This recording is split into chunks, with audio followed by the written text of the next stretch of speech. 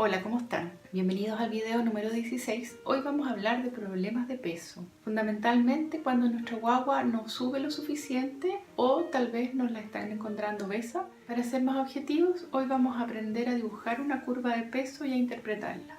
Muchas veces llevamos a nuestra guagua a control y nos dicen que no está subiendo lo suficiente o que una guagua de tal edad debería tener tal peso o bien que le faltaron algunos gramos para el peso adecuado.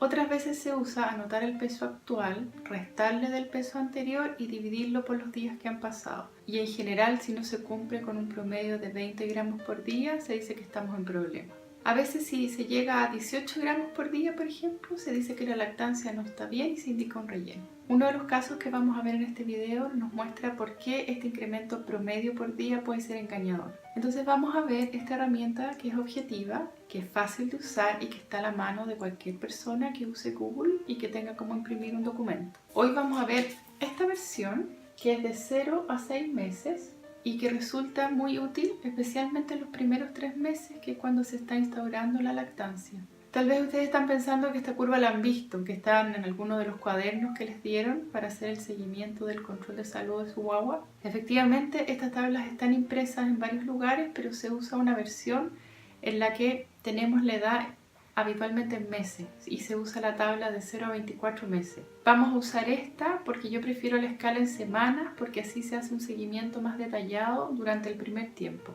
Si buscan en Google tabla de peso de edad OMS, Organización Mundial de la Salud, les van a salir los documentos en PDF listos para imprimir y hay varios tipos. Ahí buscan el que estamos usando hoy si es el que les interesa, pueden buscar de niño o de niña. Como dato, las tablas que usamos en Chile son las que hizo la OMS.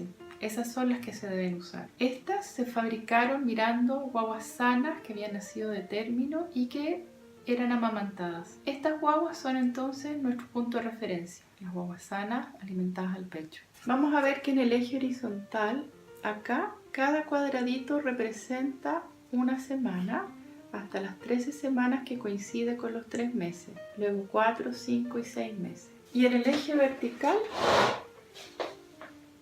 acá vamos a tener las rayitas, cada una representa 100 gramos, va de 100 en 100. Ahora, estas líneas representan, todo este rango representa la manera en que crecen los niños. Vean acá que lo más importante es ver que hay un rango. Es decir, no hay un solo peso correcto para una edad, sino un rango de pesos. Aquí entonces podemos ver la guagua más delgada, habitualmente de familias delgadas, son como los flaquitos del grupo normal.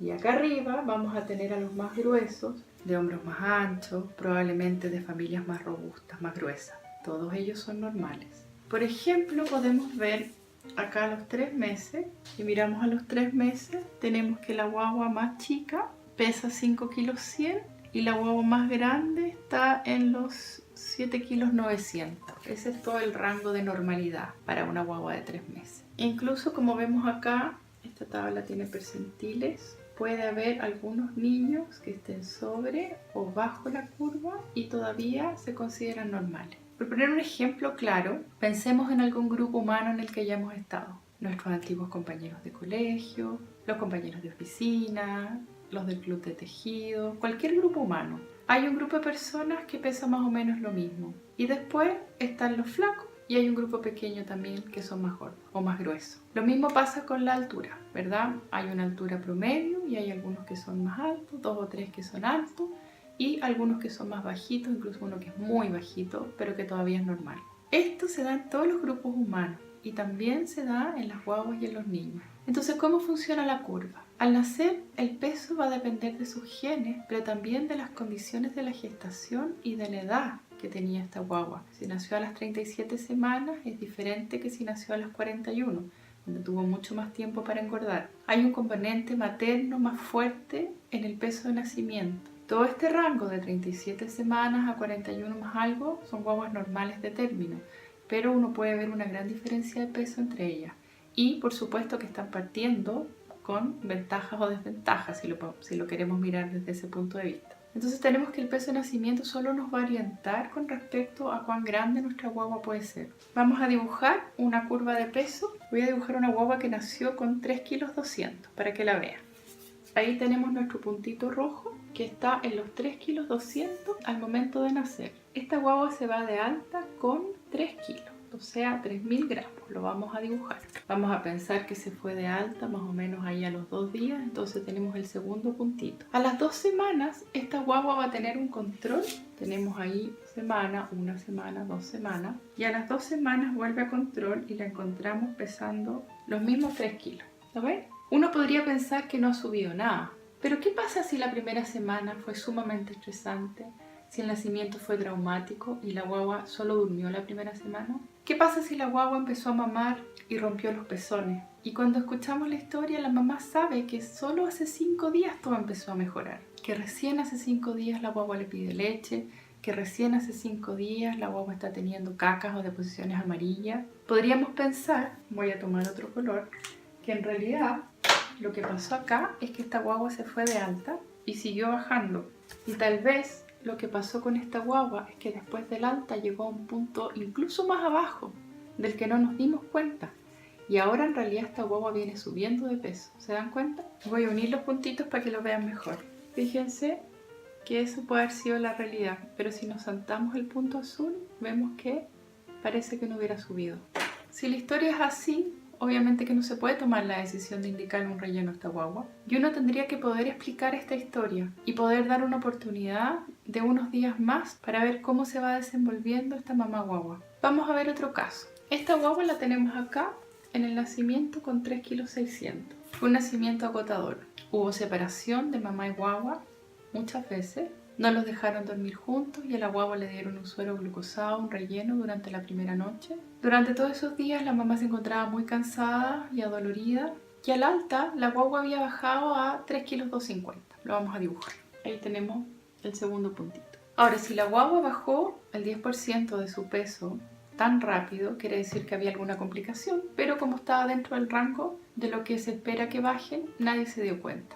Esta mamá y esta guagua se fueron para la casa, la guagua durmió la primera semana, la mamá descansó, la guagua no pedía leche y la mamá empezó a preguntarse si tenía que despertarla, pero al despertarla la guagua lloraba mucho, peleaba el pecho. En los momentos que no estaba el pecho, la guagua estaba en su cuna y tal vez bajó más de peso por tener que estar termorregulando con sus calorías. La mamá no sabía cómo proceder, no sabía que esta guagua necesitaba un cuidado muy específico, así que lo más probable es que cuando llegue al primer control a los 7 días a esta guagua le va a faltar peso. Esta guagua no demandó. Y es obvio, ¿no? Si la guagua ha estado gastando un montón de calorías y además se ha estado alimentando poco, no es raro que no haya alcanzado el peso que esperaban. Si uno como mamá explica esta situación, se puede armar la historia y se puede dar sentido a lo que está pasando. No hay que alarmarse solo por el peso. Lo ideal ahí sería hacer un plan desde ese punto de partida y hacer un control pronto para ver cómo se está evolucionando. Una curva de esta guagua podría darse perfectamente así. Aquí tenemos otro caso. Vamos a dibujar la curva de una niña que al nacer pesó 3,3 kilos. Entonces ahí tenemos los 3,3 kilos al nacer. Al alta, esta guagua pesaba 3,100 kilos y al primer control a los 10 días estaba en 3,300 kilos. Una semana más 3 días le vamos a poner. Si se dan cuenta, esta guagua está súper bien, recuperó el peso de nacimiento rápidamente. Pero resulta que 5 días después, esta mamá se quedó sola. El papá, que se había tomado vacaciones, tuvo que volver a trabajar y ella se deprimió. Buscó ayuda, su mamá se ofreció, pero no se llevaba muy bien, por lo tanto hubo muchos conflictos. Comienza entonces una crisis personal, la mamá llora, está desganada, la guagua duerme o se pone irritable, pelea el pecho. Empiezan días difíciles. La guagua deja de hacer caca y 5 días después la mamá la lleva a consultar porque está asustada, no sabe qué le pasa. Al pesar esta guagua, la encuentran con 3,450 kilos, que está dibujado ahí. Vamos a hacer nuevamente las líneas. Con este peso, si sacamos el incremento diario, es decir, tomamos el peso nuevo, lo restamos del peso antiguo y lo dividimos por los 10 días que han pasado, nos salen 15 gramos al día. Si lo vemos en la curva, se va a ver así.